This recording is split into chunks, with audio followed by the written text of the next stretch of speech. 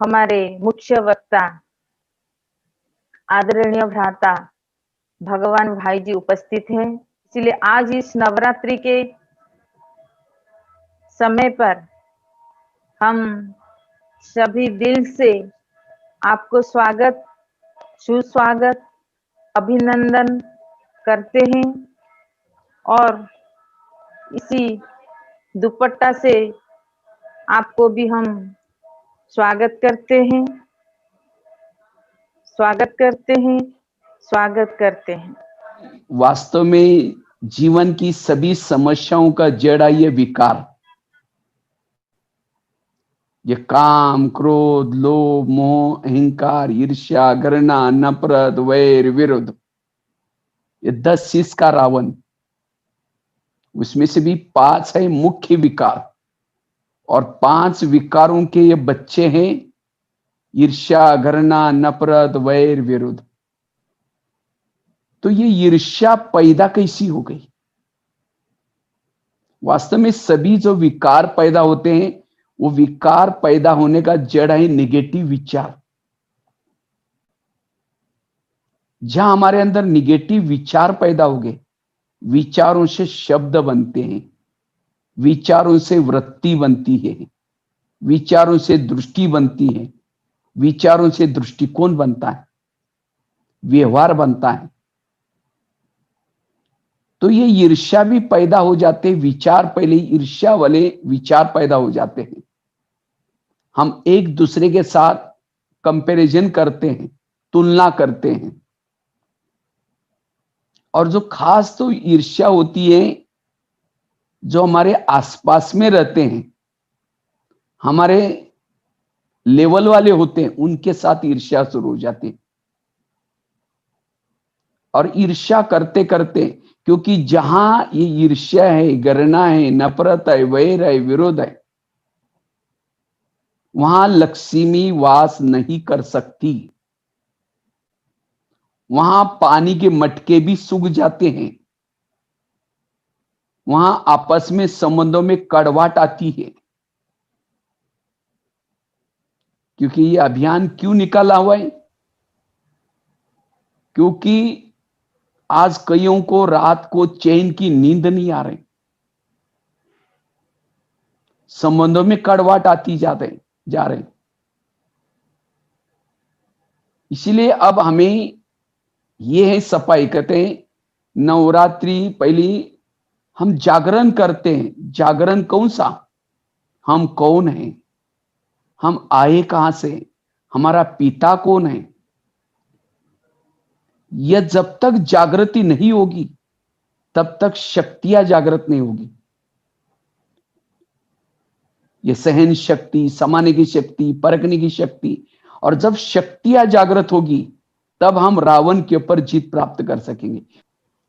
ईर्ष्या करेंगे, वास्तव में ईर्ष्या हम किससे करते हैं? उस व्यक्ति से नहीं, लेकिन व्यक्ति के पास जो कला है, विशेषता है, सफलता हो रही, उसके साथ ईर्ष्या कर रहे हैं। जितना उसके साथ ईर्ष्या करेंगे उतना उसकी कला हमारे से और ही दूर चली जाती। हम उसके जैसे नहीं बन सकते। इसलिए अगर उसके साथ जैसा बनना है, उसकी गुणों की महिमा करना है, उसको रिगार्ड रिस्पेक्ट देना है, तब हम उसके जैसा बन सकते हैं। और जैसा सोचेंगे, जैसे अभी हम गीत सुन रहे थे शुरू में, जैसा सोचोगे वैसा बन जाओगे। अगर हम किसी के प्रति ईर्ष्या करेंगे तो हम भी ऐसे ही बनते जाएंगे। वो जो उसके अंदर जो बुराई है, कमी है, वो हमारे अंदर आती जाएगी। जैसा एसएमएस हम भेजते हैं, सामने वाला से भी वही एसएमएस आता है। इसी तरह जैसा हम किसी के बारे में सोचते हैं, अगर किसी की ईर्ष्यावश होकर की बुराई की, वो भी 10 जगह पर आपकी बुराई करेगा। इससे आपस में संबंध बिगड़ते ही जाते हैं, सुधरते नहीं है।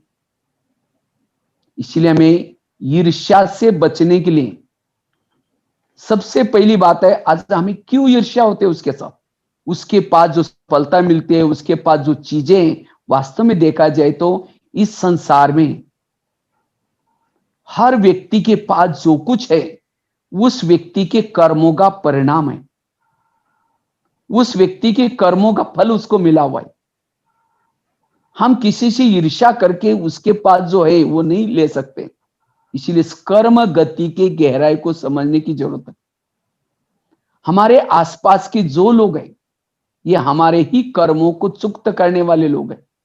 इसलिए किसी के साथ ईर्ष्या करने के बजाय उसके अंदर की विशेषता देखना, उसको शाबाशी करना, तब हम परचिंतन पर दर्शन से बच सकते हैं। क्योंकि ईर्ष्या से दूसरे विकार पैदा होते हैं। जैसे कहा, ईर्ष्या से घृणा पैदा होती है, वैर विरोध पैदा होता है, और ये हम दलदल में फंसते रहते हैं। इसलिए सदा हमें सकारात्मक बनने की जरूरत है, पॉजिटिव बनने की जरूरत है। आज रामायण महाभारत ये सब ईर्ष्या से भरा हुआ है। ईर्ष्या से क्या क्या परिणाम होते हैं उसका परिणाम है। अगर जब महाभारत में सबसे पहला पुत्र कुंती को हो गया, अब गांधारी को ईर्ष्या होगी कि मेरे से पहला पुत्र कैसे हुआ, तो वो गर्भवती उसने क्या किया, अपने पेट के ऊपर एक मुट्ठी मारी और उससे कहते 100 कौरव पैदा हो गया। और कौरवों के अंदर भी क्या हो गया, ईर्ष्या ही पैदा होगी और पूरी कहानी ईर्ष्या की बनी। ईर्ष्या, घृणा, नफरत एक बोझ है और बोझ वाला कभी भी खुश नहीं रह सकता। इसलिए सोचिंतन, आत्मचिंतन करके पॉजिटिव बनना है। और जितना पॉजिटिव बनेंगे उतना ईर्ष्या के ऊपर हम जीत प्राप्त कर सकते हैं। हम सब जब देवियों की महिमा करते हैं तो बड़े प्यार से 2 शब्द यूज करते हैं। एक उनको माँ कहते हैं और दूसरा उनको शक्ति कहते हैं, मदर एंड पावर।